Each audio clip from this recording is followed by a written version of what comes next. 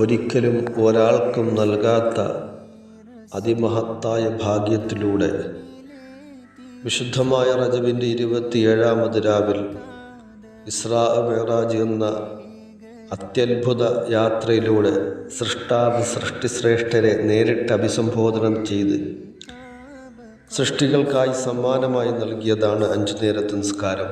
ആദ്യം 9 പിന്നെ അതിനെ ലഘുവാക്കി 5 ചുരുക്കി ആ 5-ന് 50-ൻ്റെ പ്രതിഫലവും വാഗ്ദാനം ചെയ്തു. സൃഷ്ടികൾ സൃഷ്ടാവിനോട് നേരിട്ട് സംബോധന നടത്തുന്ന അതിമഹത്തായ പ്രധാനപ്പെട്ട ഒരു കർമ്മം കൂടിയാണ് നിസ്കാരം. ശുദ്ധമായ റജബ് 27 ആ നിസ്കാരത്തിൻ്റെ വാർഷിക ആഘോഷം കൂടിയാണ്. സത്യവിശ്വാസികളെ സംബന്ധിച്ചിടത്തോളം സൃഷ്ടാവ് നേരിട്ട് നൽകിയ ഇബാദത്തായ നിസ്കാരം നിലനിർത്തുക എന്നുള്ളത് അവരുടെ ജീവനേക്കാളും ആത്മാവിനേക്കാളും മർമ്മപ്രധാനമാണ്. ഇനിയും നിസ്കാരത്തിൻ്റെ വിഷയത്തിൽ കൃത്യതയില്ലാത്തവരോ നിസ്കരിക്കാത്തവരോ ഉണ്ടെങ്കിൽ ഈ മഹത്തായ റജബിൽ ഒരു പുനർവിചിന്തനം നടത്തി അതിവേഗം നിസ്കാരത്തിലേക്ക് മടങ്ങുക എന്നുള്ളത് വളരെ അത്യന്താപേക്ഷിതമാണ്.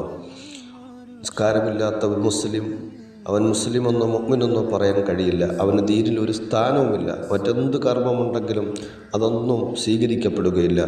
നിസ്കാരമാണ് ഒരു വിശ്വാസിയെ സംബന്ധിച്ച് ഏറ്റവും പ്രധാനപ്പെട്ടതും നാളെ ഖബറിലും പരലോകത്തും ചോദ്യം ചെയ്യുന്നതും. അല്ലാഹു നിസ്കാരം നിലനിർത്തുന്ന മുഅ്മിനീങ്ങളാക്കി നമ്മെ സ്വീകരിക്കുമാറാകട്ടെ.